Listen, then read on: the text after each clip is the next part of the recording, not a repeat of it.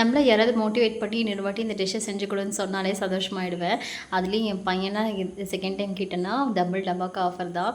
அந்த மாதிரி தான் இந்த முட்டைக்கோசும் ஆனியனும் சேர்த்து கொஞ்ச நாளைக்கு முன்னாடி இந்த ஒரு ஸ்நாக்ஸ் மாதிரி செஞ்சு கொடுத்துருந்தேன். அது அவனுக்கு ரொம்ப பிடிச்சி போச்சு பிள்ளைக்கு. 1 வீக்காகவே சொல்லிக்கிட்டே இருந்தான். ஆனால் அவனுக்கு இந்த காய் பேர் மறந்து போச்சு. என்ன எப்படி கேட்குறதுன்னு தெரில.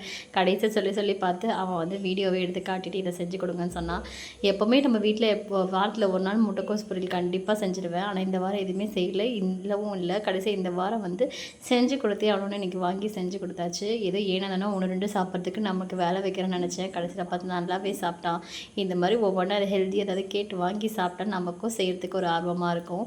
இன்றைக்கி டின்னருக்கு நம்ம வீட்டில் புதினா சட்னியும் தோசையும் தான். இந்த புதினா சட்னி க்ரீன் கலரை பார்த்தா தான் அந்த வந்து ஒரு ஃபீலே வரும் புதினா சட்னினா. ஆனால் என் ஃப்ரெண்டு வீட்டில் வரமிளகா பொடியெலாம் வச்சு அரைப்பாங்க. ஆனால் அதை அந்த ரொம்ப நாளைக்கு ஸ்டோர் பண்ணிக்கிற மாதிரி நல்லா சூப்பராக செய்வாங்க. நீங்கள் ஏதாவது இந்த மாதிரி ட்ரை பண்ணியிருந்தேன் கண்டிப்பாக சொல்லுங்கள். நாளைக்கு லஞ்சுக்கு சுண்டல் ஊற வச்சாச்சு.